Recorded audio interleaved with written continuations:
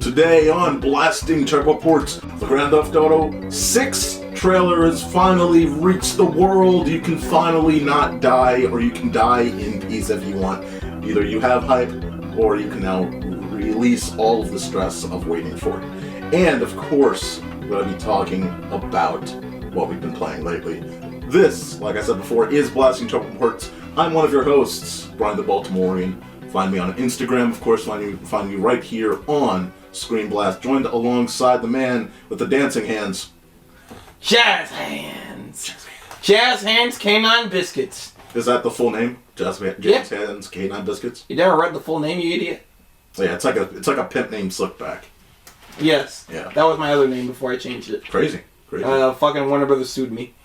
But yeah, that's Canine Biscuits. That's Canine Biscuts. Yes, indeed. Of course. We're going to go ahead and just jump right in. So, we're going to talk about what we've been playing lately. Obviously, I'm going to go ahead and jump right in here. I've been playing a bit of, Yourself in your bedroom? Mark, I'm about done. You're about to bust. I'm about done. Right. For the love of fucking Christ, Mark, can you shut the fuck up? Seriously? God damn. Jesus. What the fuck happened in the past 30 gay minutes? jokes, masturbation jokes every episode. Jesus. It's just our fucking trademark at this point. Your trademark at this point. Jesus Christ. Alright. Anyway. You join in too, so it's on YouTube, buddy. You're getting arrested. Alright. Moving on. Alright, so I've been playing a shit ton. I've been playing, we're coming out from Black Friday a couple weeks ago. Picked it up, or looked for a couple games that were on sale. And one of them for a very big discount for I think under $3 was this game Super fucking Mech League, or Override 2 Super Mech League. And it's simple. It's not, obviously this is not a game that's we're spending a lot of, they have a physics engine, but it's clearly not a top tier. Yes. It's clearly not a top tier thing. But it's a fun time. It's if you thought about just having an idea of combat, it's 2-player, you want to play against people, it's a fun for $2. It's worthy.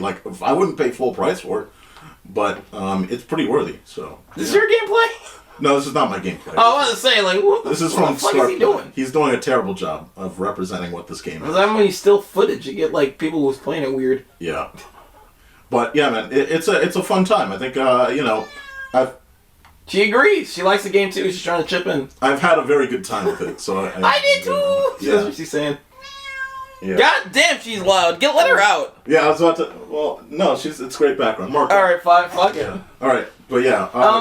Well, wait. Let me switch it back over to All right, Mark. What have you been playing? I played Mech. I played Override too. I played Override as well. I was gonna say my part about it. Oh, you played it before? Yes, it's fun. By the way, this has been out for years. It's just that it got a Switch port a couple years back as well, and now it's. I had it on PC. Sale. I think I have both on PC. Yeah. But why didn't you recommend it to people, Mark? I think I played this. Why didn't you recommend it to people? Huh? Why didn't you recommend it to people? It's alright Mech game. It's pretty fun. I played this with my old. I played this a long time ago with my fucking old weeb roommate. Who moved out a long time ago. You know what I'm talking about. Yeah. I remember we had fun with this. This is it's a 3D arena fighter. Yeah. Well, what Mechs. I mean, this has existed before. Well, there was a Fun PlayStation 2 game that's similar to this called Gods of Monsters, and there's a couple of Godzilla arena fighters that are like this. It's definitely arcing back to those games, it's doing fun anime mech tropes with it as well, and there's a lot of mechs that are referencing monsters. Yes. There's even this game even has Ultraman in it, so it's referencing giant kaiju anime stuff as well. 100%. And this is a fun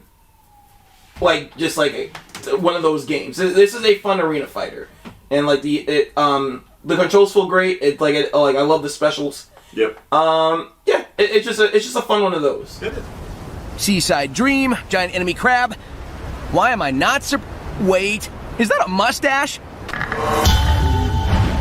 Let's go ahead and Mark, we're going to go ahead and move on and talk about this gosh darn new game that came out here. Oh yeah, so Sonic Dream Team was obviously a Apple Arcade Yeah. You already had the magic of Sonic Frontiers. You got to explore the very fun DLC you loved of, Sonic Frontiers came out last year. I'm not too much of a Sonic fan, but I know you are, so tell me your experience with this game. So, the great thing about this year, obviously, was 2023 had probably the best DLC from Frontiers, obviously, and then you had also the obvious Superstars new game that definitely sold very well, obviously, and now you've got Dream Team dropping. So, as a Sonic fan, I have no idea what I'm talking about, but the actual Sonic fan is across from me. So, Mark, take it away. What the fuck? There's another Mark in here? What the fuck? Well, camera's on you, kid. Shine.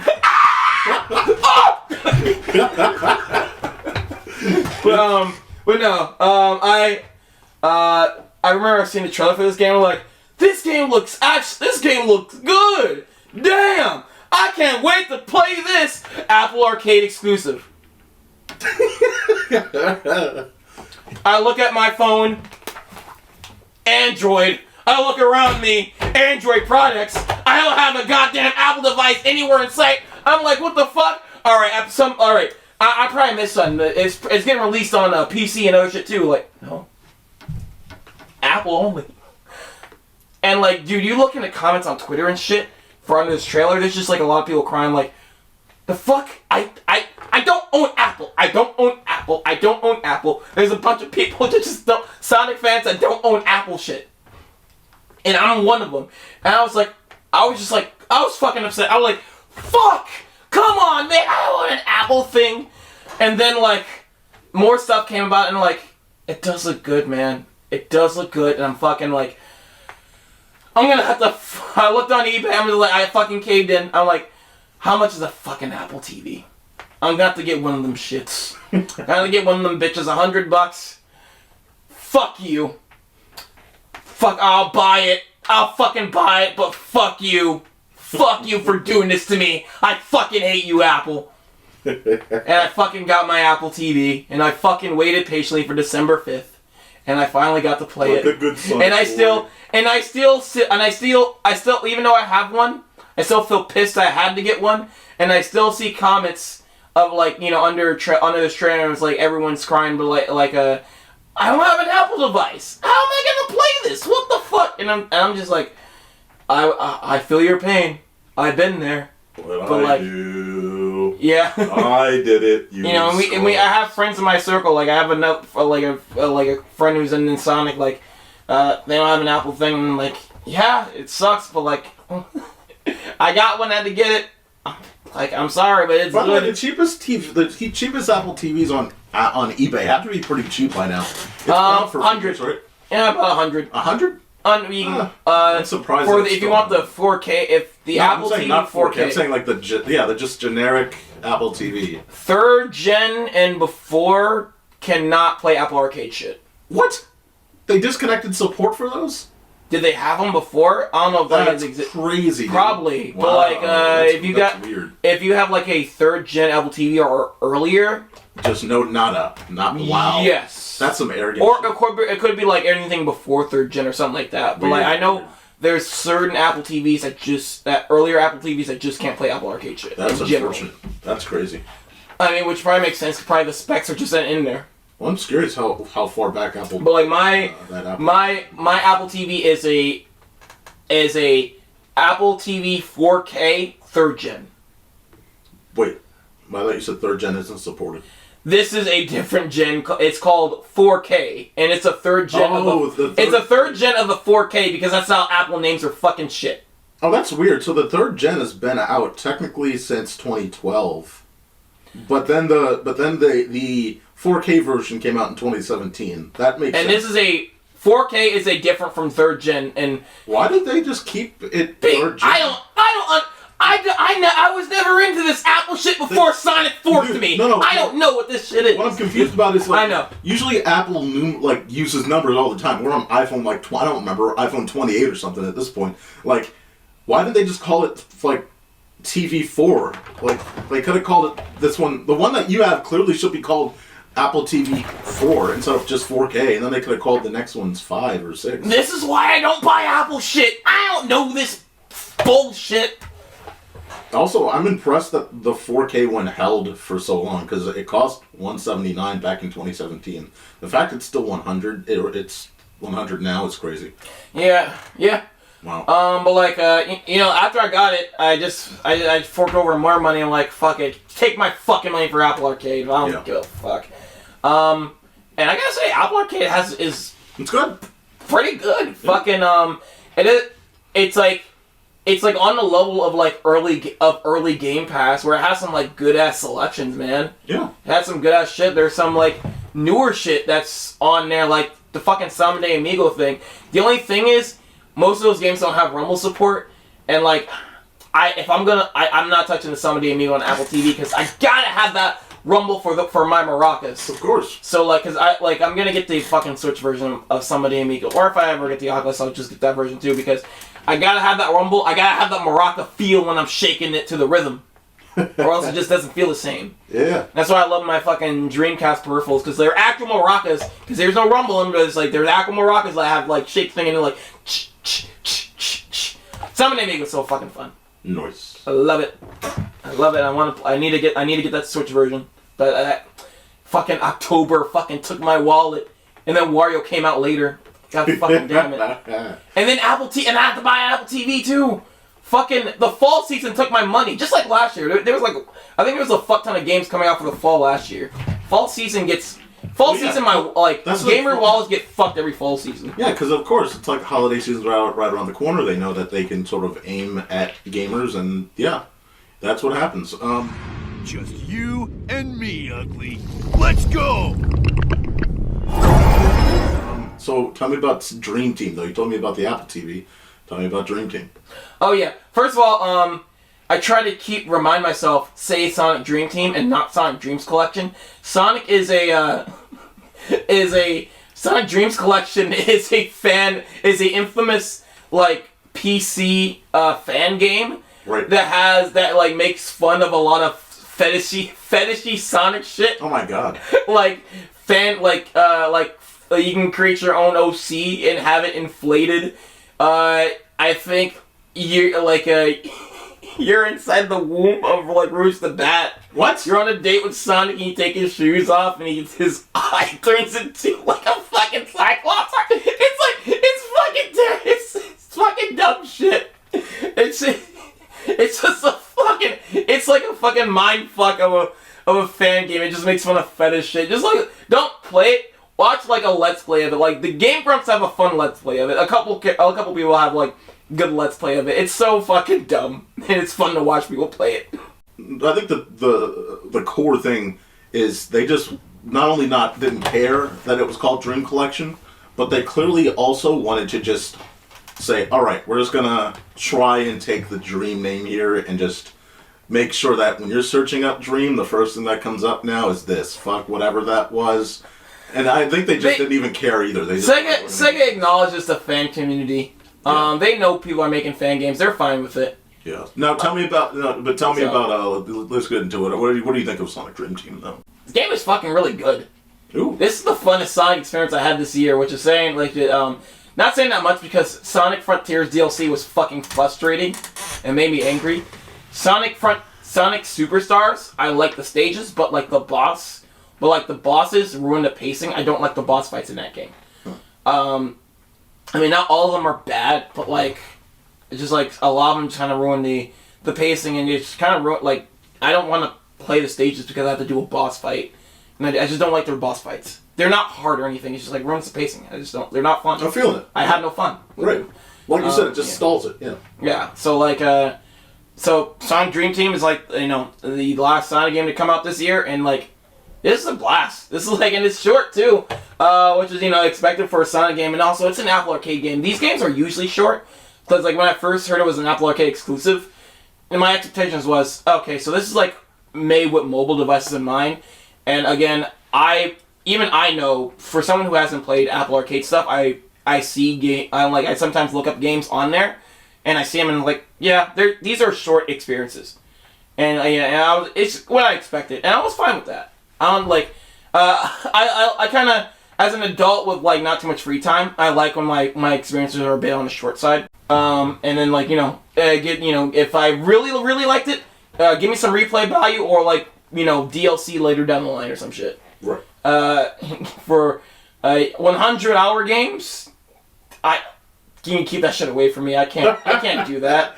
I feel you. Where like respect, I love the fuck out of Final Fantasy VII, but thank God, like it was only 30 hours because it is a fucking Japanese RPG. It can easily be longer. I hope the second one is because it's going to be 2 discs for a fucking PS5 Blu-ray game. It is 2 discs. I hope it's not 100 hours because I am going to be on it till like when we're like, if that's the case, I'm going to be on that game until like 2025 to like fucking finish that shit. Or it's probably gonna take up most of my time. It's like a new game gonna come out. I'm like, I can't play it. I'm on Final Fantasy VII. I can't watch that. I gotta finish Final Fantasy VII. It's probably just gonna take up eat my fucking hours, man. I'm taking off work to play that game, but like I can't do like I probably won't be able to do it like Spider-Man 2. Spider-Man 2 is like a 22-hour game. I beat it in 23 hours. Man. Because I like did the whole thing in one sitting. I just like, and I probably gained weight because of it. Because like it was like I just sat on my couch. I had no errands. I took off work, and I just like went through Spider-Man 2 because you had that purple flurp. Yes. I had that purple flurp. But like yeah, I had to like I beat all of Spider-Man 2 in one sitting, and I'm like fuck yeah. If I didn't take off work, I'd probably still be on that game, or probably just be at the ending of that fucking game because my adult life is too fucking busy. Yeah, and that's where Sonic Dream Team comes in handy. I beat that game in a fucking afternoon, and I was happy I did. Yeah, I mean that's good that it's a brief game, but what makes it like the best Sonic game, or whether that's expansion, the best Sonic experience this year is because what makes it that special? Oh, because it's fun. It's right. Like it's very simple. It's not because like a lot of the both Superstars and like Frontiers are like they try to be difficult just for the sake of being difficult in some areas. Right. But like this game, it's first of all, it's baby's first Sonic game. This game is fucking very easy. That's good. But it's not. But that doesn't mean it's boring. It's like there is creative. Like you can appreciate the creative level design in it and the aesthetic. I remember like when I first played it, I was like, this game resolution's very low. But like that's because it's optimized for phones. Yeah, you just have to go. I just like people. If you're playing this on Apple TV, and probably like if you're playing this on the newest one, I have the most current Apple TV gen. Right. Like go to settings, go to graphics, turn everything up, because by the time I got like to the third level, I was like, everything looks so like fuck like it's like a for everything. It's like I'm bloating up like a phone image. So I just go into the graphics and I'm like, oh shit, turn this shit up, yeah. And I'm like, okay, now it looks good. Now it looks like that fucking as good as that fucking picture you have on screen. It's your average Sonic boost game. You have your boost, you have your jump. It's the level design is like it feels very Mario 64ish, where you have the sandbox, and like you have other levels it will shift around the sandbox, so you can do more stuff in it. So you have like for every level you have like acts, Act 1, Act 2, Act 3. Within those acts, you have like extra level within those acts. Not different zones, different acts. So you have actually like you go to Act 1, you have like Mission 1, Mission 2, Mission 3, Mission 4, and or like or 5 and 6 sometimes. Yeah. And like Act 1 is getting from point A to point B, and that's just basically your Sonic boost game, which is like it's kind of like Sonic Unleashed, Sonic Frontiers. You've seen those, right? Yeah. Get to point A, you get to point B, and the platform is very good. There's some it's good level design, and the aesthetic of the game is very fun. I love the little dream areas. It's not too familiar. It is something new aesthetically, and I like looking at it. And it's a simple boost game. It's just fun. I'm getting like a rush from it. That's awesome. And it's very simplistic and it's very fun, and the controls feel good. I wish like Apple games. I will make it better if like Apple games have Rumble. For some reason, like most Apple Arcade games don't have Rumble. Because like they're Just more immersion. That's because I get they're optimized for phones, but I wish they tried to optimize rumbles for some of these games. Right. It's a really good Sonic boost Sonic game, and like other apps, it's like look for all these keys, and like Sonic all the Sonic characters control well within the sandbox environment. They don't like move too fast. It doesn't feel stiff. They can turn around easily, kind of like Sonic Frontiers, but it feels different. It feels like it's made for this game. I mean, the controls feel fine for this game. Like very it's not too stiff and it's not too loose. Awesome. I keep saying awesome, but it just sounds like a very good. It feels like they took a lot of care into crafting this sort of smaller experience to make sure, like you said, baby's first Sonic, but you want a good entry.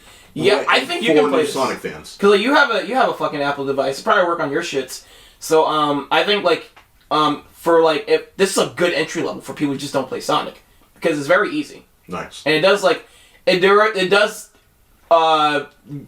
a little bit more difficult the more you go, but not too difficult. What would you say is a good game to go into? Let's say a kid, anyone of all ages, goes in, plays this game, enjoys it. What's a good Sonic game to follow this up with after? What would you say? So definitely, I would say start with this. But other starting games I would say is definitely from the Boost era. So it's like Sonic Colors, the Wii version specifically, not the newest one, because that re-release has some issues. Okay. But like the Wii version of Sonic Colors, or the Sonic Generations. Gotcha. Which is also great.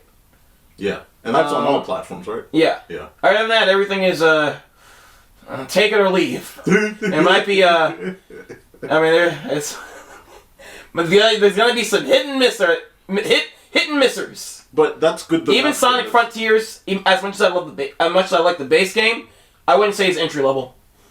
Right. Probably good for people like open world, but like it's not.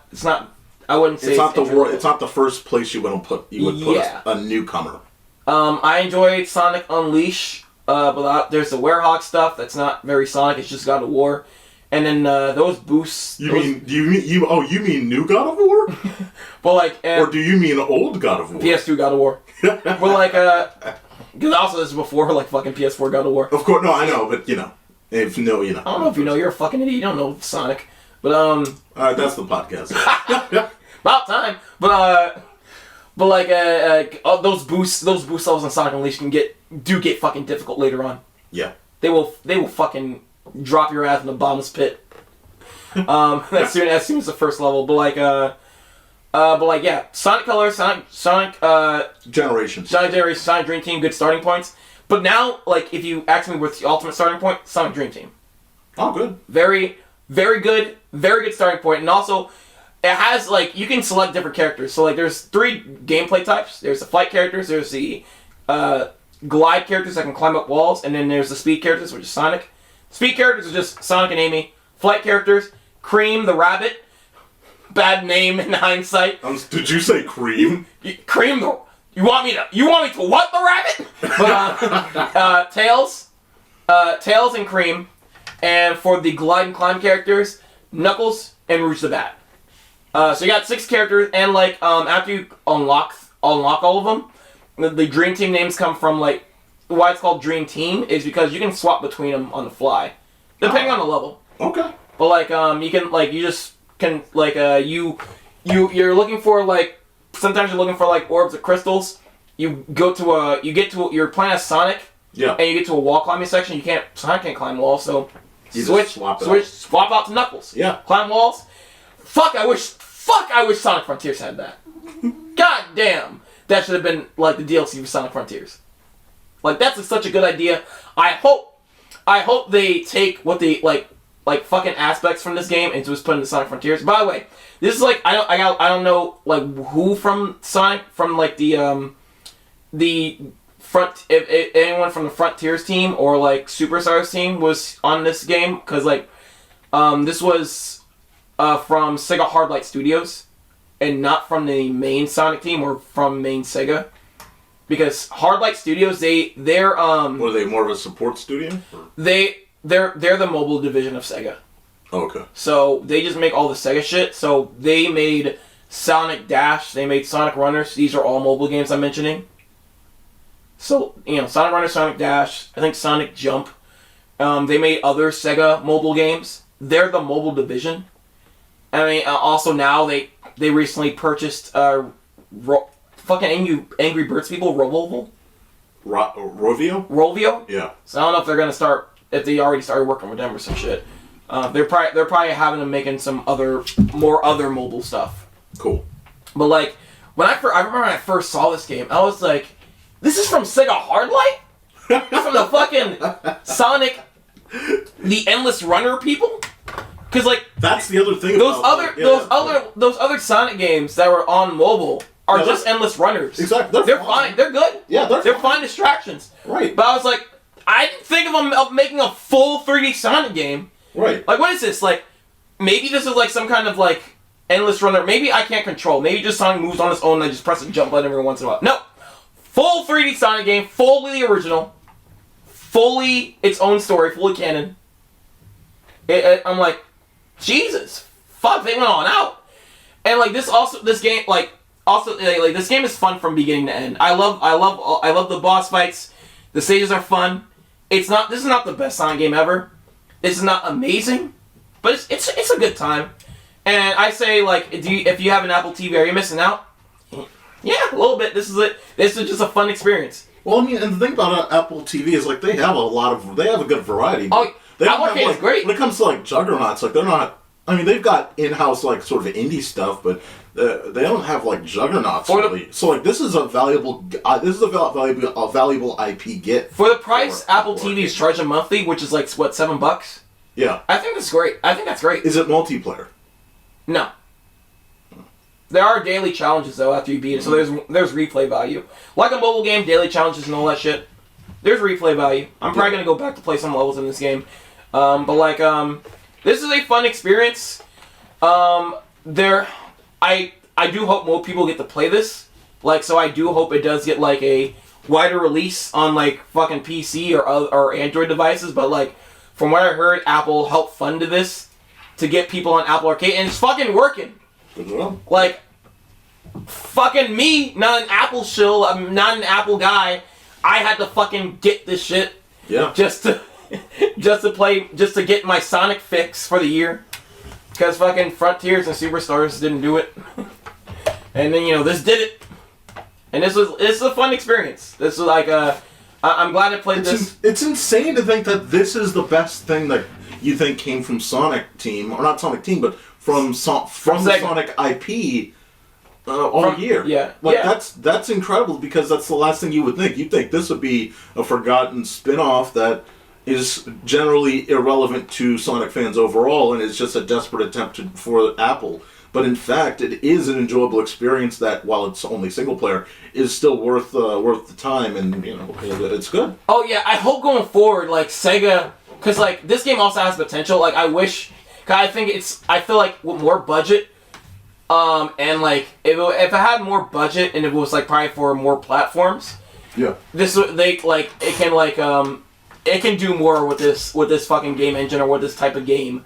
Yes. Because like it is held back by being an Apple Arcade game, a game made for Apple Arcade, and like I hope like for the next game, they just like take what they learned from this, and just try to make a full game like this. This is great. Absolutely. Like maybe like whoever the team on this Sega Hardlight, get them to make a full Sonic game. Get them the full budget. They did a good job here. Yeah, I'm glad. That's incredible to hear. I'm glad this was made, but goddamn, I wish it just wasn't like fucking stuck on Apple Arcade. I hope this is, obviously money talks. And here's the thing: what people are worried about.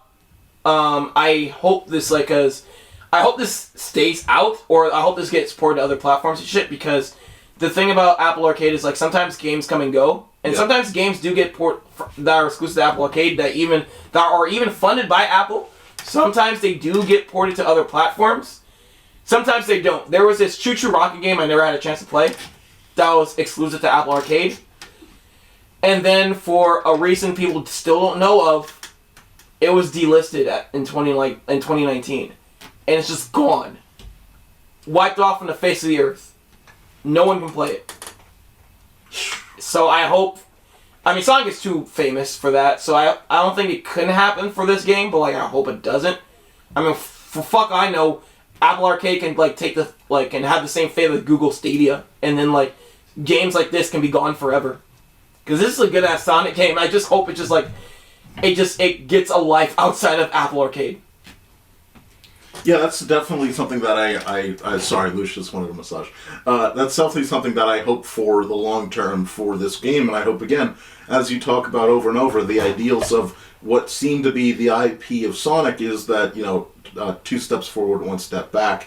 Here we have a year where there's 3 different types of fucking Sonic games coming out at once, and...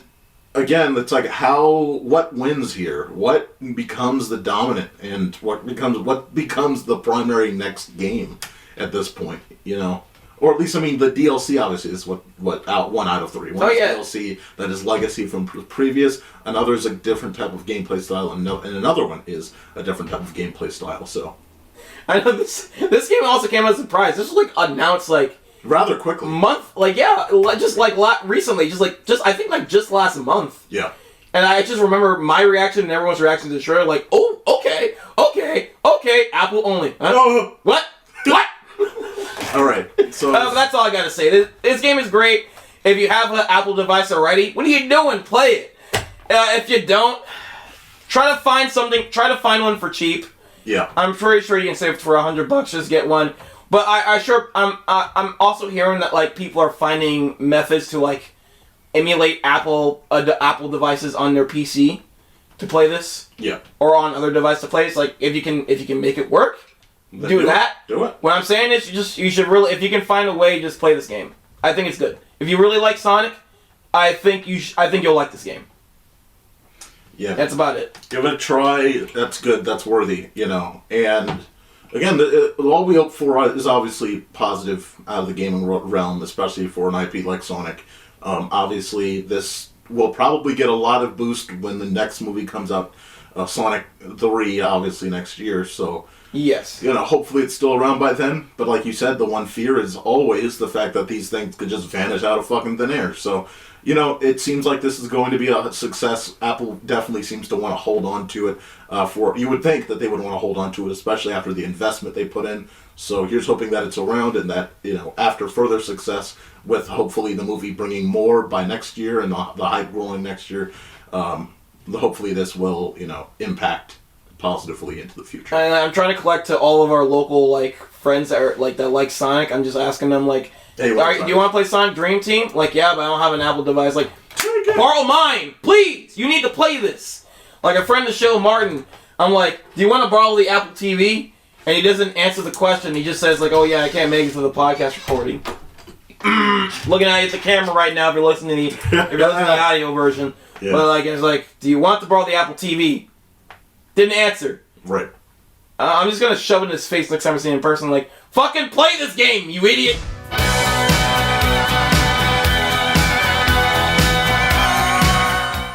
The GTA 6 trailer came out. This was a major deal for a lot of people. Here's the thing. GTA 5 is a game that's been around for literally 3 console generations. RIP for everyone who was playing the 360 PS3 version. Thank you for playing the demo. But not just that, all the people that died waiting for 6. We're sorry for your loss, because fuck. I love the fucking age chart I see on Twitter. It's like people as a kid playing San Andreas, people as a middle-aged adult playing GTA 5, people as an old man playing GTA 6. There's again, even though it doesn't, in terms of the length of time, the GTA 5 came out 10 years ago, essentially. This was 2013. And this was... It came out during the hype period for the PS4 and the Xbox One. Essentially, they were announced at the same year that this game, GTA 5, came out. And it had a pretty big run. I mean, it stayed in the top 10 of best-selling games. Debut of GTA Online, too. Shit was huge. For very many years. And it not only released on the PS3 and Xbox 360, but then was re-released on the PS4 and the Xbox One, and then re-released on the PS5 and the Xbox Series. Oh yeah, So but like you have that is 3 console generations is an astounding length of time for one game. And the big deal was that Grand Theft Auto was a game, we grew up with this. Grand Theft Auto was a regular releasing game franchise from PS1, where it was sort of top-down, to PS2, where it moved into GTA 3, Vice City, San Andreas, and obviously you got more refined with GTA 4, and obviously GTA 5 on the PS3 and Xbox 360 era. It was a franchise that would regularly release, and then we had, once Rockstar realized how much money they could make with GTA Online, there was no urgency for another game. Essentially, they knew the value of that game. It was an enormous cash cow. And so that's why now we look at it and, it's like, when is the GTA 6 trailer going to drop? It's like, they had no need. There was no priority for them to announce a new game until the numbers were flatlining. Until the numbers of sales and how much money they were making was declining from GTA 5, there would be no need for them to actually announce another game.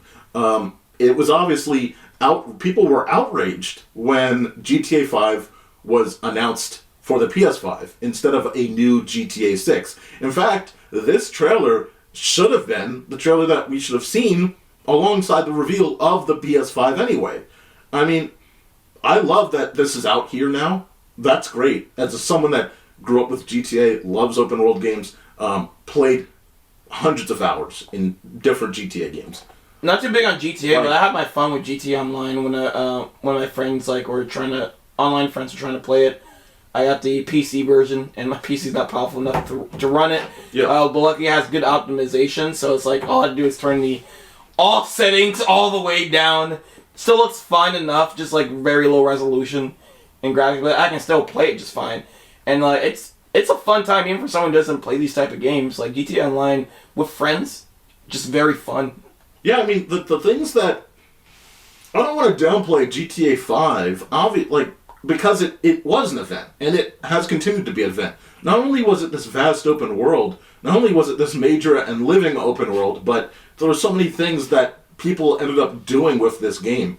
And not only is the base game great, I know you were joking around, yeah, thank you for all you guys playing PS3 and Xbox 360. Thank you for playing the demo. That's still that's still a full game experience. Oh yeah. That is as much a full game as GTA on PS5 is, because you're still getting the full campaign. The only difference is that on PS4 and on PS5 you have an online ecosystem. And yes, that is technically the other half of this game, but I was fine playing GTA 5 on the PS3. I was fine playing it on the 4. The funny thing about the 3 was, holy shit, the load times were incredible for online. That thing was slow. And so when we moved up finally to 4, and I haven't played it on 5 yet, but it just was a much needed improvement. It was clear that the hardware was just too slow for what they were bringing to the table with GTA 5 when it came to the Xbox and 360 and the PS3. PS4 was the necessary jump. But again, the amount of hours I played, it was very fun. The idea of 3 different main characters was very cool. Obviously, I hardly ever touch the story.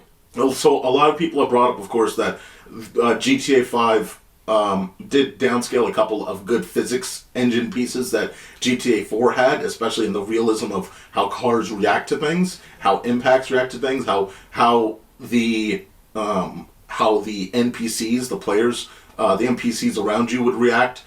Kind of apparently took a step back because I think they wanted to sort of focus more on the world instead of just focusing on the people. But I think that clearly is coming back. I think we can talk about this trailer now. Oh yeah, just real quick, I just want to act because as a non-GTA gamer, yeah, are the other GTAs good? Okay, so I know 1 and 2 don't really get talked because those are overhead, the first ones. But what about 3 and 4? Because the only ones I keep hearing that are constantly mentioned throughout the zeitgeist is San Andreas, 5, and that's it. Maybe sometimes Liberty City. Is that what it is? Yeah. And that's about it. So How are everything else around it? That's not 1 and 2 because those don't count because of the first entries. And I think from what I heard, the series found its footing in 3. yes. So now the thing about GTA is that my dad actually had GTA. GTA when it was top down. In fact, that's the only reason why I knew it was like I didn't. People think that GTA is this revolutionary thing.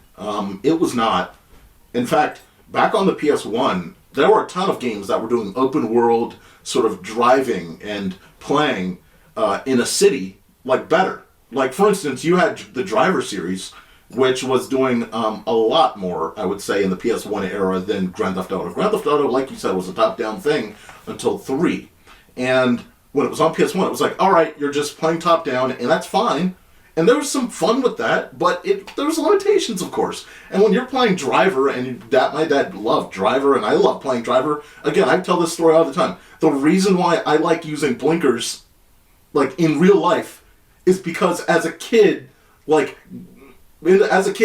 game Driver was the only game that I've ever played where if you press the right button on the DualShock or whatever controller you used, a blinker would turn on as you turned. And I thought that was so cool because I wanted to, my dad would drive me everywhere and we would, just drive wherever. And I loved the idea of driving, and that, immersed me so much that it impacted my idea of being a proper driver today. I actually like using the blinker. Okay, it just made...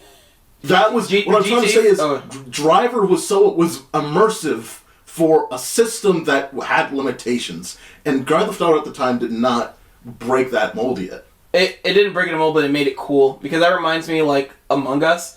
They were playing social deduction games before Among Us. Yeah. But, when Among Us happened, it just made it cool. Absolutely. And everyone's just trying to follow off of it. Because, I remember, I think there was, a GTA... after GTA 3, there was a big GTA boom. Yeah, so what happened... fucking games try to follow after it to the point where even fucking platformers did. And it changed Jak 2, because Jak 2 was taken after GTA, where you can just fucking steal cars and shit, and you have an open world area. Because Jak 1 was nothing like that. No. They again, the ripple effect, because once you get the PS2 era, and Driver, the thing about the Driver series is the Driver series was on top, but they rushed Driver 3. I mean, they were desperately trying to compete as well with GTA, because 3 came out and that was massive. It caught fire. And again, as Driver sunk, GTA and Rockstar just picked that momentum up. And Vice City came out, and it's obviously 3 already had the radio stations, and the open world was cool, and all of that. And that's the footprint. That's the blueprint. You had then Vice City. Here's an interesting setting. Here's 80s Miami, Vice City, essentially. And you have this simple story, not complicated, and you're going through, okay. And then you had fucking San Andreas, and you cannot downplay how big San Andreas was. Not only was if you had a PS2, or if someone in your family, extended family, had a PS2, they probably had San Andreas. San Andreas was a fucking massive game. And it is a shame. Yes. It is an absolute shame that Rockstar fucking failed that remaster. The way that you talk about Sonic Colors, the remake or whatever they fucking did, there is no reason that San Andreas should have been treated the way it was fucking treated in that remaster. That is a game that is nostalgic to millions of people. That is the game that set the benchmark even further for GTA. What's even better is they delisted the old versions too. That's the bigger thing too. Is now the only game you can play really is that shitty remastered version.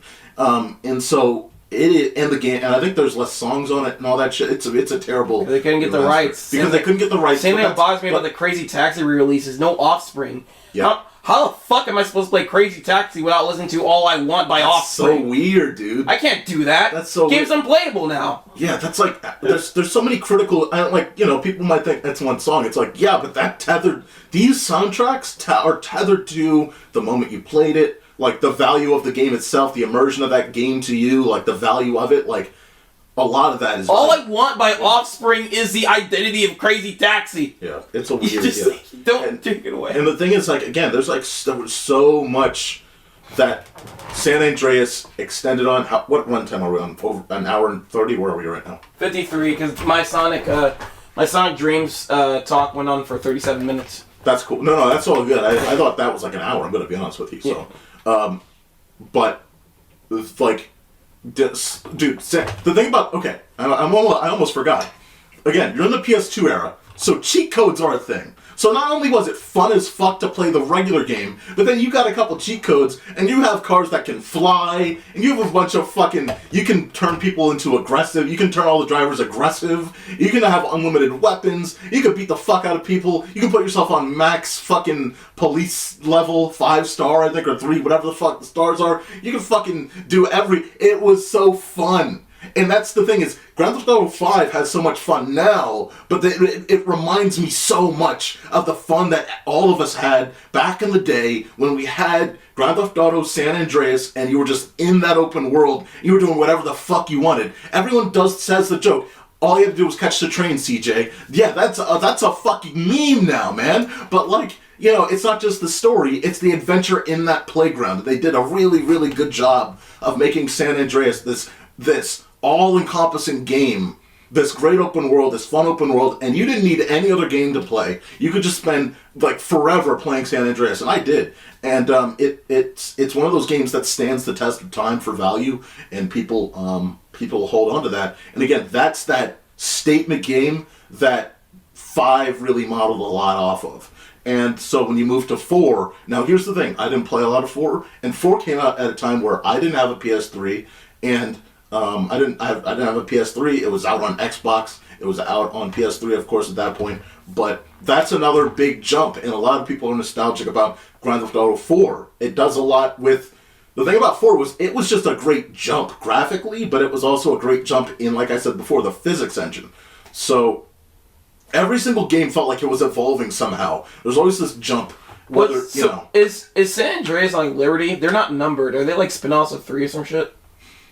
What, like, I don't get the fucking system. So, 3, San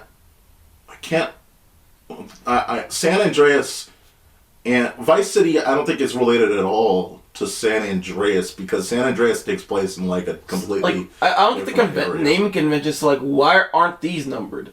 But I don't know, but like, I think they just wanted to get away from her for a second from, like, because I think Vice City is a great name. I think they just said, we're not going to do that, and then they went back to that naming convention. Like, let's see.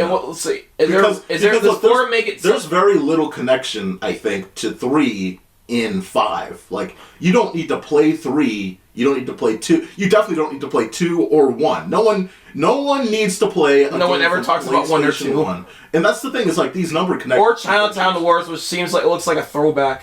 Yeah, exactly. So that's the thing, is you also had those spin-offs. And you had PSP games. Yeah, PSP brand. All those spin-off games also just rode the value of the Grand Theft Auto name brand. And so Grand Theft Auto, you know, it was controversial. People were talking about, wow, you could beat up hookers and shit, and that was like big news. You're beating up hookers. You can't beat up hookers. You can't beat up people on the street. This is bad for kids. Even though they forget, it's up to the parents to pay for it. But it was all over the news. It was a massive deal. It was synonymous with violent gameplay, but it was also synonymous with cool gameplay. It was synonymous with you were having a good time playing. And, you know, like, that was a standard on PlayStation 2, and obviously it was a standard on Xbox 360 when you had Grand Theft Auto 4. But yeah, like, when you talk about the naming conventions, I couldn't tell you. I just know that when you think about when you played it chronologically, it didn't necessarily matter, because as a kid and then growing up later and playing them again, it was a good they're fun little campaigns. Most of the Vice City stuff is like a point-to-point thing. Do this for this. Go here to there. Go this to this. And that's fine, because that's early PS2. I like when franchises are numbered, even though sometimes for some of the earlier entries, they don't want you to remember it. Yeah. Because they don't re-release or want you to remember 1 and 2. I mean, well, okay, they're available on the PlayStation Store, but like they don't try to make you remember 1 or 2. Yeah. And like same thing with the Persona series. It's like, I guess 1 and 2 happened, but like, no, start with 3. Yeah. I think at the same time, what sucks is like again, Driver 3 was a big failure. And my dad loved the Driver series. That's the only reason why I bring this up. Is like they're the closest. They're like the closest competition to each other. Obviously, you had Saints Row come in the PS3 and Xbox 360 era, but Driver attempted 1 more time or 2 more times. They had Driver Parallel Lines, which was I think a very good story. Very good story, but it just didn't catch fire the way that they wanted to. They tried to fix the mistakes, tried to compete with Grand Theft Auto with a sort of journey story that actually had 2 different settings. It's the same setting. Imagine this, you have the same setting, but it was like New York in the 70s and then New York in 2005 or whenever the game came out. So you had the same setting, but you would have different cars, you had different people dressing up, you had a completely different, but it was a cool idea. Like the entire area just dressed up in a like completely different setting, and it's for PS2 impressive, but people didn't catch on to it. They did Driver Parallel Lines a few years later, that didn't catch on either. It sucks that Driver didn't catch on after that, but anyway, either way, Saints Row took over that competitive edge to Grand Theft Auto, but Grand Theft Auto by that point was so popular. After Grand Theft Auto 4, it's like everyone's waiting for 5. People are playing 4. I wasn't one to play 4 that much. But I always had San Andreas. In the meantime, have some Saints Row. In the meantime, you had Saints Row, and that's the thing is I played Saints Row on PS3 before I played 5, and that was Saints Row the 3rd, I think. R.I.P. that newest one. I'm hearing some difficult things about that newest one. Yeah, that's the thing is whenever someone these days tries to compete against GTA, it's like you're just never going to compete against. GTA is such a big name. So, I heard Saints Row was on the right track until that fucking remake. What I heard. I haven't played the Saints Row game, so I can't say for sure. But like from what I hear, they were just kind of fading in irrelevance. Is the problem? Is it wasn't necessarily if they were doing anything right or wrong. I think they were doing more wrong. They just didn't know where to go with it. It's like the thing about Saints Row is they were wackier than Grand Theft Auto. Like they were more campy, they were more ludicrous, they were more insane, and that's where and it was fun. Like it was fun because it was like it wasn't counterculture GTA, but at a time when GTA went like Grand Theft Auto 5 leaned less into wackiness and more into realism. Everything about GTA is like more down to earth. The people are acting, and you have wild and crazy actors. You have Trevor, and you have the 3 team, the trio of people that you can play with. But that game at its base level is down to earth. But Saints Row, you're doing a bunch of random shit. It's wacky. It's incredible. And I think that they tried to do less of the wacky. And it's like, you can't, that's your personality now. Like they're trying to fight against their own personality. And so they didn't know where to take that brand. And that kind of killed them because when you're the opposite or you're the more extreme version, you can't not be the more extreme version or you're just GTA. So GTA, 5 comes in, blows the fuck up. My favorite thing is seeing 5, especially the PC version, just like mods up the wazoo. Oh yeah, and it's funny every time, and like people are fast with those mods. Anytime there's a popular IP of anything, it's this character in GTA. Yeah, there's so many songs in GTA. Every fucking Disney show, it was like the fucking Amphibia main character in GTA, the Owl House main character in GTA. Everyone's in GTA. Everything is in GTA. Right.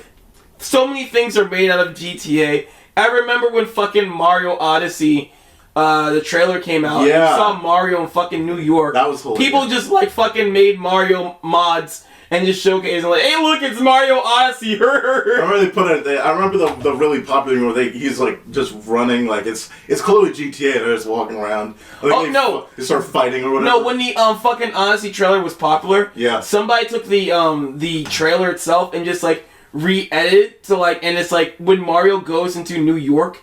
It just plays a modded GTA, and like it just still has the audio of the trailer. Yeah, so it just looks like the Mario Odyssey trailer, but like it's GTA. Yeah, it's like it's fucking amazing. It is, and that's how significant the That's how significant GTA is. I mean, and like you said before, everyone was trying to rival it. I mean, that's where you have the Lego City thing. And I bought Lego City when it was on discount a couple of years ago for Switch.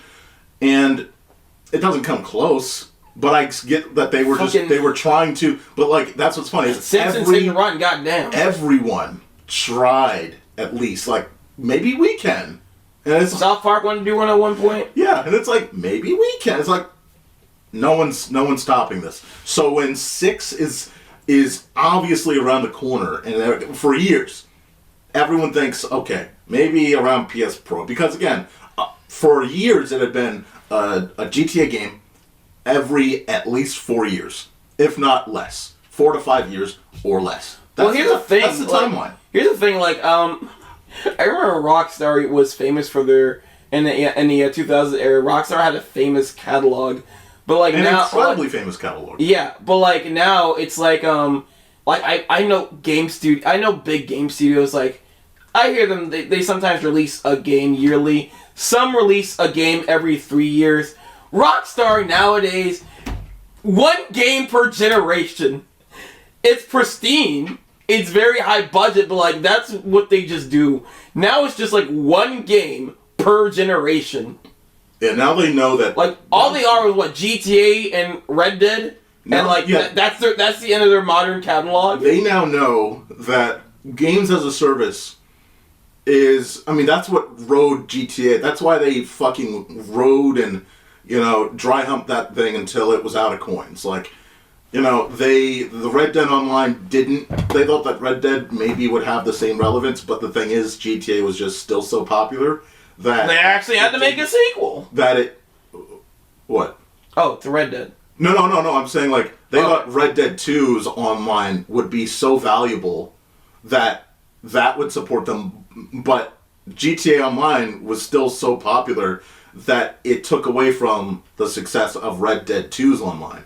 So even GTA's success was still so fucking big. 5's success was so big that like that games as a service model that they found successful with GTA 5 meant that they didn't need to do anything else. And like you said, that catalog is incredible. I mean, I'm still waiting for another Midnight Club. And, I was playing Midnight Club, I think it was Los Angeles, which is their last Midnight Club, rather recently. And I think it's a great iteration of Midnight Club. How about another Bully? How about a modern day Bully? Well, you just be, I mean, I think that there's every IP from their catalog has a chance that they could attempt it. They have enough money to. That's the thing is they have more than enough money to. Money, goddamn. And now here we are though.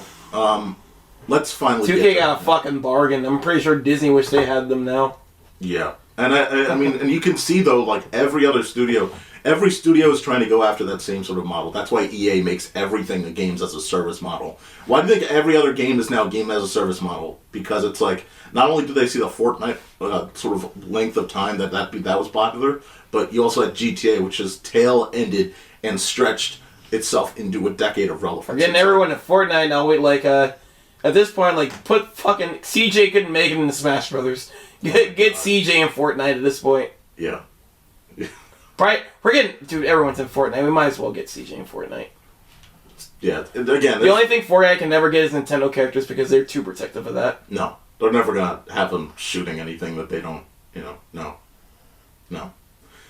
But, fuck. What was... Wait, so, GTA 6, I'm gonna hand it off to you and then I'll go ahead and talk about, what I think about the trailer, because I think, again, it's just, to me, I have my thoughts, but as someone that's more on the outside, what do you think of? For someone who doesn't play GTA, there's not much of a gameplay. No, there's no. It's in engine, but there's no gameplay. Yeah, there's not much of a gameplay thing to get out of it, but like, in terms of the graphic showcase, like tech demo, looks great, but like, that's the thing about tech demos. I gotta see the actual game in motion from someone who isn't endorsed by them to fucking say, fucking get brownie points. You have to wait until this game actually comes out. Yeah, from real people's opinions. Now, here's the thing. People are saying that, look, like, this is not like a Ubisoft thing, like Watch Dogs where they bullshitted.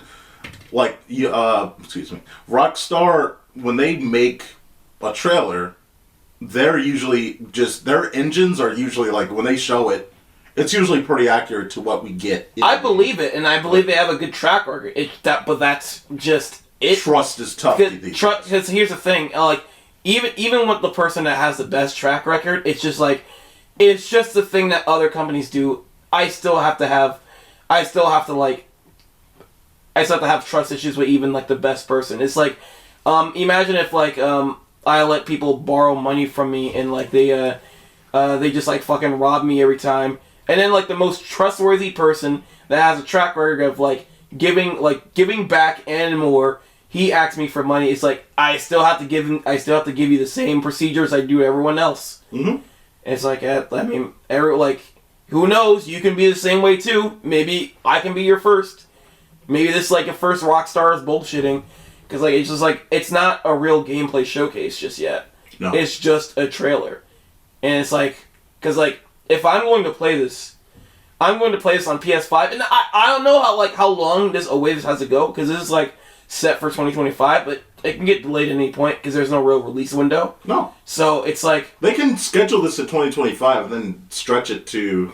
Again, 2025. By the way, you know what's funny? 2025 means it could come out in February of 25 or December, and then they could push it to 26. Like what I'm saying is, I'm never going to be able to afford a PC that can run this game.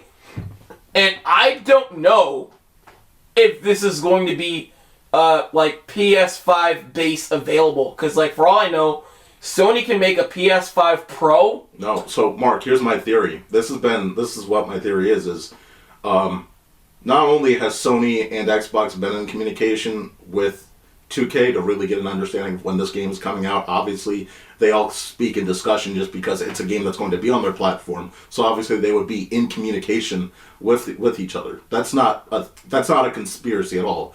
My theory is that yes, we have the PS Pro now, or the PS Slim, PS5 Slim.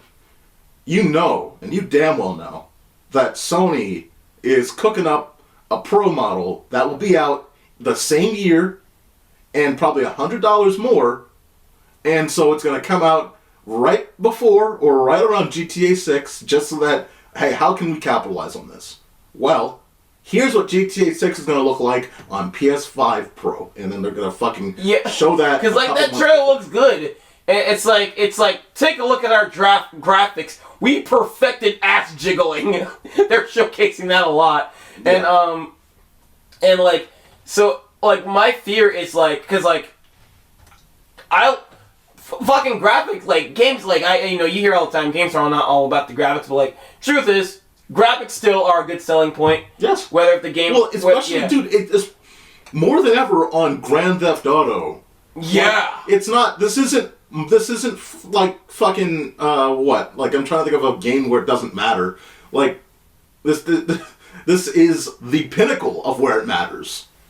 That's what people care about that here more than ever. I like when people say, like, it's not always about the graphics, and it's like, that depends on the fucking game. Sometimes graphics do add a lot of shit.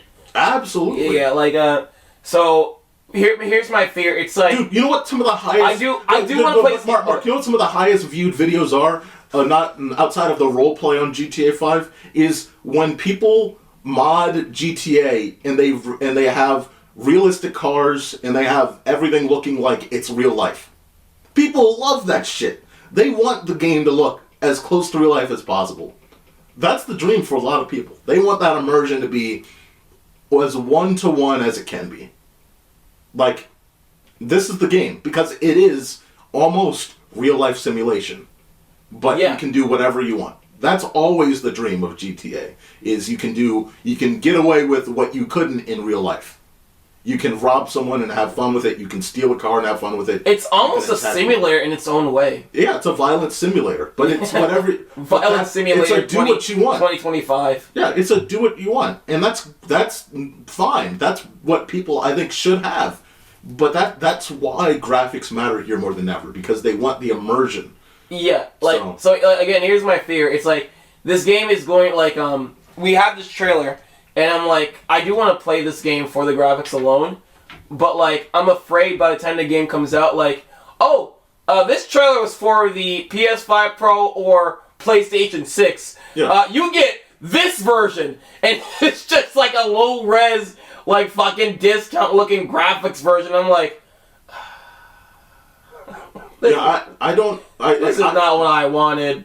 Yeah, like, I think people need to definitely set their expectations. Like, this is not going to look like real life yet, because they don't have the capability to do that on PS5 yet. PS5 Pro even won't be able to, like, render shit like the Na'vi in fucking Avatar, the movie. Not the game, but the fucking movie. Like, we're not there in console yet. You need a super mega supercomputer for that to fucking happen. And so I think... That's above my pay. That computer probably costs more than I make a fucking year. In 10 years. Like, that's the type of computer you need. You need something that's, again, like, you need something that a film studio uses to render these things. A server farm, that has, like, 10 different fucking computers and shit. These CGI farms where, like, they really master that shit. That's the type of thing that people need to realize. And fuck, this game will need to master so many things, and, like, the key thing is with the PS5 era is it's visual, but it's also how many things you can do. For instance, if you look at the strip there, the front strip of Miami, it's like alongside the beach. That you like the amount of people that are doing so many things. That's the magic of it. It's like you have Spider-Man 2. Yeah, that's what I mean. It's like the key is you can see so much more at once. And so many more things are doing different actions at once. Like, again, you have the NPCs doing more than they ever could. It's more lively. They're doing things that are more human-like instead of just standard NPC. That's the thing that's sort of they're pushing toward. It's not going to be everything. They can't do everything yet. And if they could, it'd be fucking terrifying. I think people don't realize you don't really want a one-to-one GTA to real life. That's kind of scary at a certain point. If they can create a real life thing, that you're getting into danger territory in terms of like life simulation kind of realism. That's kind of oh, dude, GTA 7 is going to be like in 2044. It's going to have like the fucking map technology from Microsoft Simulator. People are going to get doxxed through GTA 7. Yeah, I mean I wonder, like. Just the hype level is the hype level is like in the holographic hover car future. But legitimately though, GTA 6 has more hype than any other game probably ever outside of like because Kingdom Hearts 3 had a little bit of hype, but then it kind of like faded because they took so long to fucking develop to finish it. This game, if it does come out within a 2-year time span of this announcement, it's immeasurable the amount of hype. Like this is. I wouldn't say it faded. I wouldn't say Kingdom Hearts 3 hype faded. It just like, it just went quiet. Or did the game cause it to fade post-release? Post-release. Okay. But like, cause like from what I hear, the game is just alright. That's okay. It. Also, it's a story-driven game, so like, it's going to have like a life expectancy. GTA 6, just like GTA 5, we're gonna hear about it for a while because that's how service games work. Yes. So I mean, story-driven games have time to spotlight. You're going to be remembered well when you're mentioned. Like, same thing with, like, Spider-Man 2. It's just, it's great. It's going to have the spotlight for a while, but, like, other games are going to take its place. I can't wait for Switch Pro to be announced in 2024 or 5, and then Rockstar announces that GTA 5 will be remastered for the fucking Switch Pro. Like, we're gonna get GTA 5 on the Switch from the time that GTA 6 comes out on the fucking, on the PS5. We had, like, what, GTA 5 for, like, almost 10 years? Over 10 years?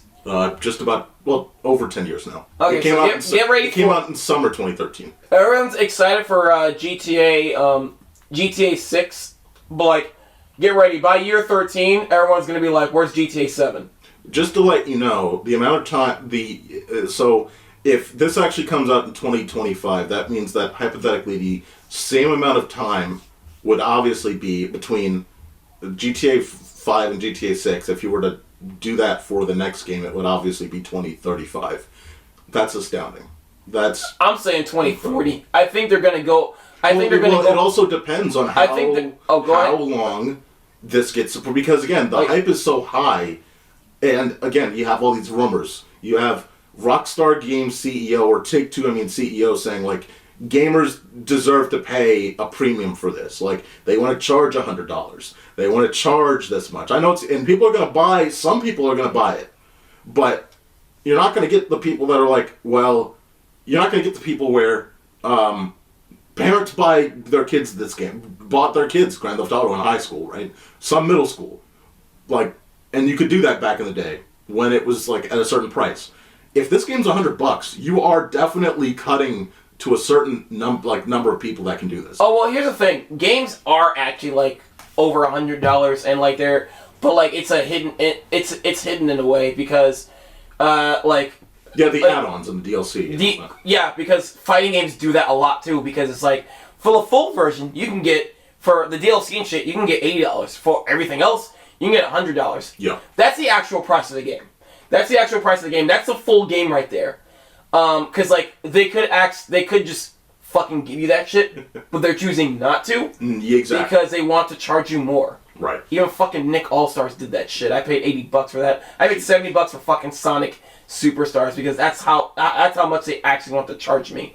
But like, so do you think that a game like GTA 6, the way that this looks, deserves to be priced at $100? Because I think for the first time after seeing the game and how vast it looks and how actually attractive at least the setting looks and how clearly detailed this game is, I think this is going to be a one. I don't think without a doubt this is going to be $99.99 without a doubt. Fuck you. Stay in line with all the other fucking price points. All right. I don't want them to be, because like here's the thing. If they do what everyone else is, but yeah, do it. No, here's the thing. Start it. It is like, even if the like, you know, the actual game, just like everything else, yeah, is like actually more. It's more pricey than everything else. But like the thing is, it's just $70 to stay in line with every other game. Because like I would say, Spider-Man 2 is $100 game, but like they didn't have any extra DLC and shit to charge me more, so I gotta wait. I gotta wait ripping them off by getting them $70. But like just it's going to have live service. It should just like make a version that's like, because they're gonna have separate versions. They're gonna have the fucking digital deluxe, fucking extreme box pack. Well, yeah, because again, the online ecosystem is what sold GTA 6. I mean GTA 5 to become that long-term sort of big lifestyle game for everyone or for a large portion of the audience. That's why it stayed top 30, top 25, top 15 games sold for months and months and months for almost a decade. Like there were some dips, but that game stayed in top selling game of top 50 forever. That's crazy. Here's the thing, it's just like it should just be in line with other games, because like especially at launch, because I don't know, man. If they fucking perfect the game itself, people gotta play it first and know if it's good. Because like it's GTA. Launch games get some issues. And if that launch games has some issues, people are gonna scream a motherfucking storm. The same thing happens with like every fighting game. Right. It's like I paid full price for this. Why is there not that much content? Why is there some glitches and shit? Why the Q&A fucking fall asleep on this? And for an open world game, it's like open world online game. Yeah. It's going to start with some issues, and people are going to question the price point. So you can charge $100. Just like just make your fucking sneaky ass digital edition, because people are going to play that price anyway. I think people are just trained. I think people are trained very well now. I think it's the perfect setting for Rockstar to charge this much. People are trained very well now for a game to be $60 and it's not finished, and it'll be. I mean, look how many fucking sympathizers there are for fucking Cyberpunk. It's like, yeah, I mean, sure, but that game never should have launched that way, and the amount of apologists people had it's gonna get better. It's like, people paid $70 for that fucking game, and to tell me that was not finished and it's right, like, dude, and that was 2 years ago now at $70. Like now, like 2 years from now, you're telling me that they can't charge $100? Dude, Madden charges $60 or $70 today for the same game engine they've used for the past like 4 years now, and all they do is update the roster. No changes. I know. Same stadiums, same settings. Nothing changes. What I'm saying, like, sure, they can charge $100. It's just like they just do that digital deluxe edition shit. It's just like unless you stay in line with everyone else's highest price point, which is right now currently $70, because I think games like Spider-Man 2. Probably fucking, from what I hear about not Breath of the Wild, fucking Tears of Kingdom, I hear it's like those are $100 worthy games. Spider-Man 2, $100 worthy. If I paid $100, if I paid $110 for Spider-Man 2, no complaints. Prestige as shit. But like it's just like unless games just happen to go up in price by the time it releases by $100, then sure, that's in line with everything else. But I think Rockstar's going to be the first one, and everyone's going to follow.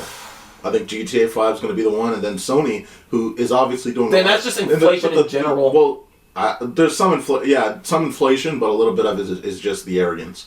But I think that Sony, obviously, they make outside of Rockstar, arguably some of the most premium games on their platform. And they're going to see Rockstar at that price, and they're going to set their games, if not at $90, then the same price. We can charge $99 now. I mean, the fucking hardware better fucking go down in price if games are Sony, who just charged $50 more for a Slim that has. That's what I'm saying. They better. I'm not saying they're gonna. They better. No, I think again, if we'll see if the numbers here's the thing, the numbers for PS5 we'll see this Christmas. If the numbers for for PS5 went up after the price went up, they are never going to lower that price for the lifetime of that system. Because the thing about Sony was they were very respectful back in the day, especially PS3 era, and I technically I guess not, because PS4 never really lost its price. It's still $299.99 even now. They have not made even that Slim model lower priced yet, even though they have the PS5 out. Oh, by the way, before folks get on me, yeah, I know games back in the day had like different price points. I know like some games had like there was a fluctuation. Yeah. There was cartridges that had like fucking 3D chips in them that are like this is $1 billion. Yeah. This is $1 billion cartridge, so this cartridge has every right to be more expensive than the other ones. It's just that like nowadays we had like I will call there's probably a word for it. I'm just gonna call it uniform pricing where games have it like we have all agreed that like just games online like the top game is going to be this price, and then like everything that isn't top that is in AAA can just be this price, can just be whatever under price they want to charge it for. Yeah. I prefer the model of uniform pricing, and I just don't want to go back to it, and I hope we don't. And like I heard when GTA 5 released, it had some hiccups. So I hope it did. I hope like it blew if there. See where it went. Here's the thing: if GTA 6 like comes out and like I'm not gonna say it's not gonna have zero hiccups because that's fucking impossible, especially for an online game. But it shouldn't have any big ones, no big ones. And if it does, it needs to be like that. It needs to be out of there. Like the QA team better be on their fucking A game. If you're gonna be like the first, if you're gonna be the first to charge like $100 just for the base and no alternative and no cheaper alternative. I agree. So I agree. That's the only case scenario I can say if they're gonna be the first to do it. But if Sony just like announces tomorrow like our games are $100 now, and it's like they're just put their game for $100, like okay, that's just the gaming market. That's just the gaming market inflation. That's like started by Sony's going to be the first, obviously, but that's just the gaming market inflation. But like if a third party developer, a fucking third party developer is going to be the first to do it, that like because like I understand if a third party developer is going to be the first to do it, especially since that game is going to be fucking multi-platform.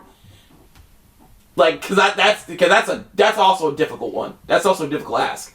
It's like multi-platform, no issues at launch.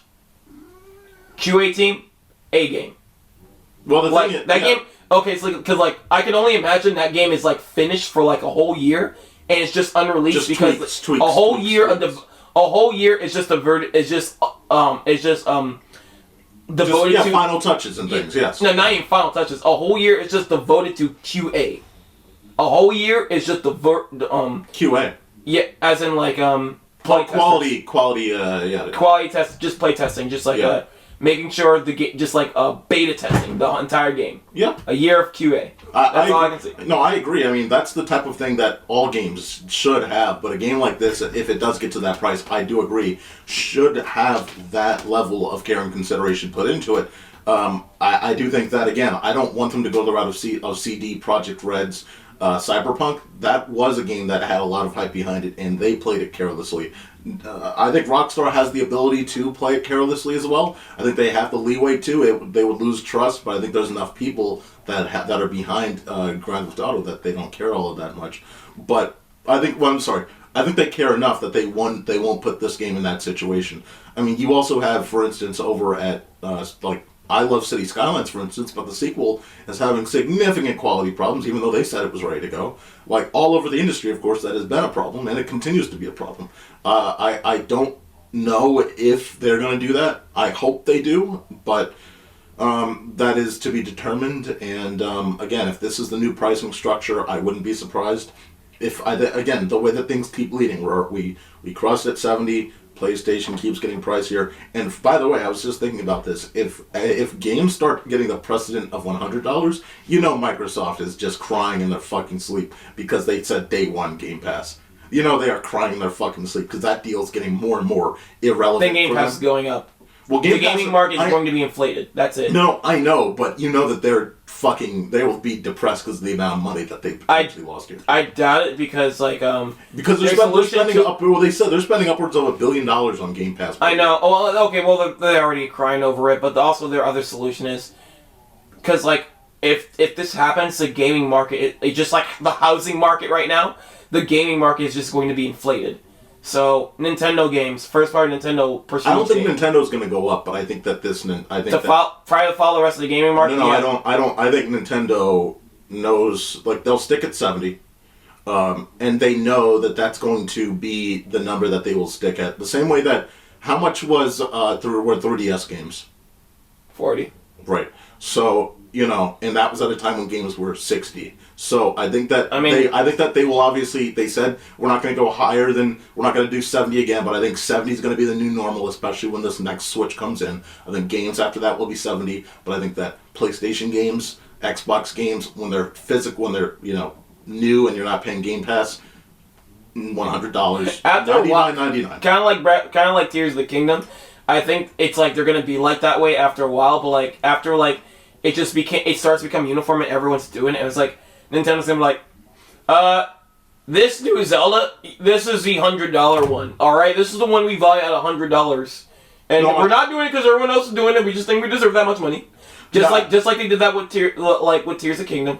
I will agree with you. I just think that they're not gonna do it on the Pro model of Switch, they're gonna do it on the next generation, whatever that is. Not whatever this generation, yes, they're gonna go I think to 70 price. But I think that they're going to wait a generation and then say, all right, we're going to kick it up. Now it's going to be $99.99. For me, I think it just depends how far... Oh. That's I'm thinking 2028, 2027, 28, when that generation of Switch, or not Switch, but probably whatever the next thing is, that's when they'll increase it and they'll match with what PlayStation and Xbox will have been price-wise. But this is all theoretical. Here's the thing. I think it's how far as... gaming inflation just goes up because like I said, this is a third-party developer, a multi-platform third-party developer trying to do this shit. Yeah. And if they do it and everyone follows suit, fucking third parties might fucking price their game. You don't think 100? No, here's the thing. If Nintendo doesn't do it, other third parties are going to price their game $100 on the Switch. They're gonna charge the same way that PS2 games that were the same game as the PS3 version were not as expensive as the PS3 version. They were slightly less. This is a third party developer would make games for the same game for the PS3 and the PS2, but the PS2 version would always be at least $10 or $20 cheaper because they knew what that platform, what the expectation was on that platform. I just think the Xbox and PlayStation thing will always be sort of equal price parity. So when that happens, I definitely expect, for instance, you said third parties. I think that Microsoft definitely gonna put, we know, Call of Duty will be on PlayStation still, will be on Switch still. The PlayStation version of Call of Duty, by that point, I'm estimating will be $100 as well. but the Switch version will still be that, I think, $70 price point, because again, they know what that market is this price, not that price. You're making a good point, like what we're how history shows that the pricing with Nintendo, they try to stay uniform. I'm just saying. I didn't say PlayStation. I said no. I was PlayStation 2. That's like Xbox and PlayStation when it was popular success of a platform that's less powerful than all the other platforms. That platform's game, even like the Just Dance games, when they were on Wii, were less expensive. Like when it was Wii and it was PlayStation 4 and it was Xbox with Kinect or Xbox One with Kinect. It was like the Wii game was still less. Even up till and that was 2017, 2018 when it was still supported. I know what I'm saying is that was then, as we go along, people and developers are just getting more and more greedy. I think it's going to be the new now. It's what's going to happen. It's going to be the new now. They're just going to get more greedy, and it's possible they're just going to start a chain reaction. Yeah, chain reaction. It's going to be a chain reaction, and third-party developers are going to start having $100 to whatever platform their fucking game is on. Even iPhones. The newest iPhone is going to get fucking games on. It's getting full price games too, and they're gonna charge full price on iPhone. Just all platforms. Yeah. Just all platforms. $100 games all around. Come get it. Yeah, and it's one of those things. It's do you? So we forgot to add iPhone to the equation. That's going to be a new platform. Here's the other thing. Do you think that? Well, technically that's the iOS platform, but do you think? Oh yeah, because but still, here's they're the getting thing. full price. I already think that GTA 6, the way it looks like a $100 game. Looks like a game that could be charged $100. If PlayStation's not going to be as aware for this, I bet. But if it was announced that you could play GTA 6 on PSVR, then it's a $100 game. Then to me, it's definitely $100 game. You're giving me another step into immersion. Oh yeah, okay, cool, all right, that's not too bad. But give me another reason, maybe. But a lot of games aren't going to do that. They're just going to charge $100 for the games or the same game that they've been giving us. To me, it has to be fucking. EA's going to love this. It has to be fucking perfect because, like I said before, there are games that are out right now that for me are the value of $100 or over. Yeah. Some people would say Last of Us 2 back in 2021 is a $100 game. I wouldn't, but some people would. Yeah, but the uniform right now. It's the highest price is $70. It's just a chain reaction. It's just a greedy. It's just a greedy inflation pricing. It's just going to start a chain reaction. It's because I get they're putting a fuck ton of budget into GTA 5, but there's 6. also a fuck ton of budget going to a lot of other first party shit as well. Yeah. So it's if the unit again, it's just a matter of fact of the audacity if a multi-platform or third-party developer. Are we going in circles? We've been on this. No, I was literally going to wrap it once you said this. If a multi-platform, this is a great place to wrap. if a the audacity, because it's not the fact of whatever the game is. It's just the audacity of a multi-platform third-party developer is the first one to fucking do this shit. Then that starts a chain reaction for everyone, and everyone is gonna want that fucking money. And that's where even shitty it's probably not even gonna be the first party. For all we know, it's probably not gonna be Sony to start that. It's gonna be other third party developers. Well, yeah, gonna be wait a minute, our game is $100 too. Buy it. All I'm gonna say is EA is definitely not money hungry and definitely not greedy, and they definitely wouldn't be the next ones to do it. No, they're not. No. So don't expect Madden 26 to be $100. Oh my god! And then it's gonna get worse. And it's you want the deluxe edition with everything else in the kitchen sink? That's $200. You want the super deluxe edition with everything in the kitchen sink and the digital art book and soundtrack? $300. Yep. Fucking 2040. I don't want to even talk about 2040 GTA 7, 1,000. But fucking I put a bank loan out for GTA 8. Like I just I had to sell my house. I had to sell my house and my car just to buy GTA 9. Well, how much the fucking game system? The fucking game system is like $1 billion, while the fucking games are like $250,000. That's $250,000. Gotta put a down payment on GTA. I mean, that's definitely Oh my god! Technically, that's a pre-order, isn't it? We're already at a point where people need to pre-order the game. I mean, how far will it go now? Where it's like not only do you have to pre-order, but like the monthly installment's going to be fucking like 24 months installment for a fucking for GTA 6, 7. You know, because it's $500 or whatever. Look, this just saying anyone in the middle class or below can't play fucking new video games. That's why again, as I say time and time again, I think Xbox Game Pass is the MVP right now. It saves a lot of money. Again, if you just want an entry in and you just want to play and you have an Xbox One, you kind of still get access to a lot of things that are new. Whether or not those are the experiences you want, like it's not Spider-Man, it's not Gran Turismo, but these are experiences on the Xbox side, at least you can get them. You can still get a lot of experiences with Ultimate at a price that is fair for the market, that it's fair for people that can't afford it. And if you really can't afford it, get a Wii. Like we've said this time, I'll say this every time. Get a Wii and emulate and hack. And just $50. People are selling this selling a Wii system for, it is the MVP right now. There are too many games on it, and it is too worthy and special.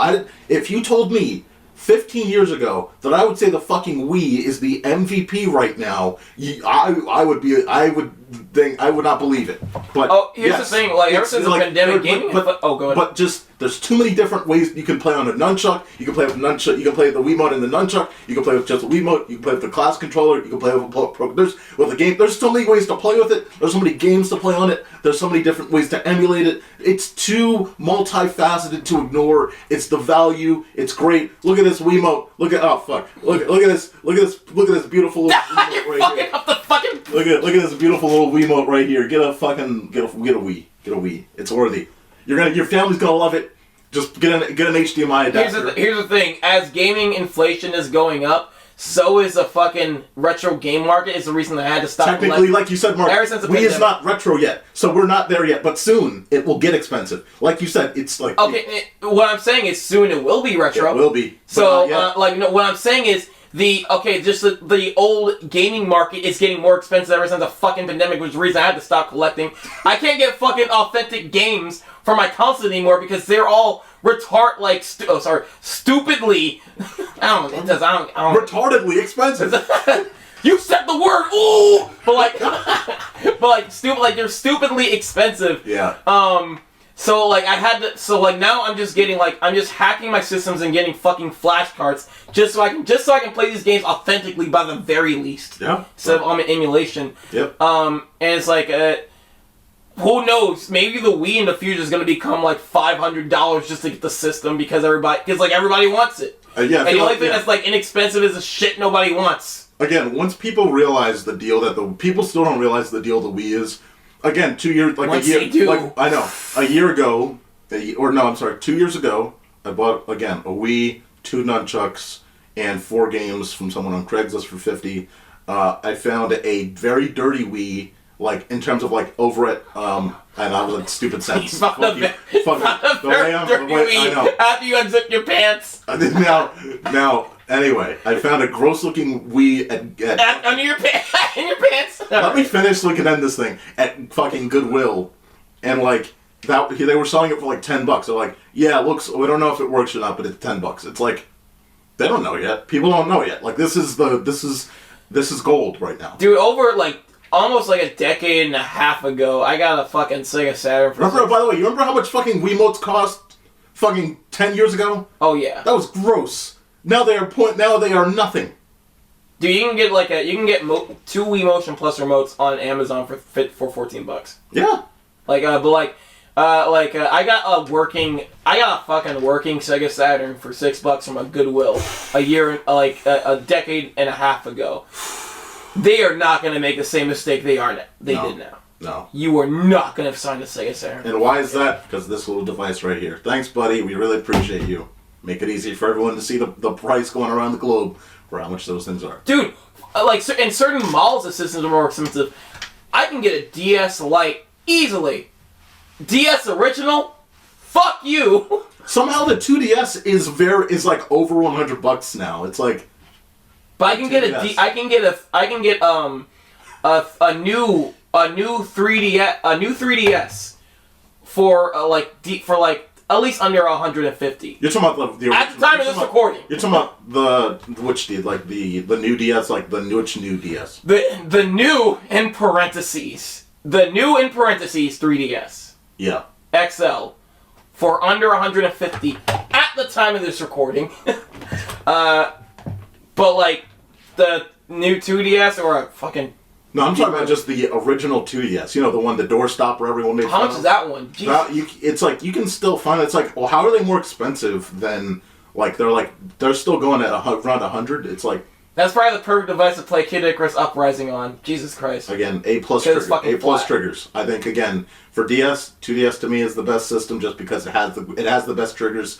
I know it can't be portable, but it has the best triggers. I don't give a fuck what anyone else Jesus. All right, let's wrap it. We've been going for over an hour because of Sonic Dreams conversation. Dude, what I love about all of you... We're an hour and 40. What I love about all of you audience members over at Blasting Turbo... That you suck! ...is... And we lost him. What I love about all you guys at Blasting Turbo Ports is you've been really eating up the clips here. So, again, this episode you're going to see is going to be clipped out. So, obviously, none of you watched to this point. Literally, none of you watched to this point, usually. We have a couple of episodes where they watch to this point, but no one watches to this point where we're talking at the end. Except our mothers. So love you, Mom! Not even my mom. But... Damn! Yeah, so it's one of those things where we have so much great content now. We have the Dream Team discussion. We have that Mech game discussion. We have obviously the GTA discussion. His brief history of GTA, the price of games, like all of that's being clipped out. And I think you made some awesome points. And I think we both made some awesome points. And that's going to wrap it up for this episode. I am one of your hosts, Brian Swan. Of course, find me at Brian the Baltimorean on Instagram. Find me as well right here on the Screen Blast podcast. Or if you're watching, of course, on Blasting Turbo Ports podcast channel, go ahead and subscribe there. You can find this man on the PlayStation Store for $100 fucking. No DLC included. That's extra, bitch. I wonder if you could get past the PlayStation Store bots of hey, I'm selling myself for $100. Can it be the... You know what fucking pisses me off every time I'm trying to buy something expensive? You're talking about on the eShop? No, on anything. I'm about to say on anything. Yeah. Whenever I'm buying something expensive, and this section where you have to put in your credit card and shit. There's a little box that says if you have a coupon code, add it in right here. And every time I'm like, I wish I had a coupon. It's because that means it's there's probably a coupon available somewhere in the world for this fucking expensive ass purchase. Yep. But you just don't have it. Nope. And I'm just every time I'm like, I wish, man. Alright, we're gonna go ahead and sometimes I'm just on Google. Sometimes I just go on Google coupon code for this website. It will never happen. Nothing. It will just never happen. It's nothing. It's literally nothing. They don't give you the answer, and it sucks. It's just to tease you. It doesn't exist. It's just to tease you. Just trash. Every time. All right, guys. We're actually gonna wrap it here. Thank you, Mark. Oh, did you actually say where you were? You said you were on the PlayStation Store. I said it earlier. No, you said you were on the PlayStation Store. Go ahead and say where you're actually from, bitch. I have a new game. It's called Murder All Brian Swans. It's about there's a Brian Swan. Fuck you. There's an anti-democracy outbreak, and you fucking gun him down and stab him and fucking stomp him in the balls. It's based on a true story in real life. The fuck? Alright, you can find me on K9. You can find me on fucking my YouTube channel, K9Biscuits.com. That's K9, yeah, SKTS.com. You can find my videos there. I'm trying to make new videos at some point. Goodbye. Yeah. Alright. We'll see you guys. I don't know what the fuck that was. But... It'll be a real. I'm a game developer. Just log out, everybody. It's in production. Tell them you're logging out. Stay tuned at the Game Awards. It'll be a nice thing this year.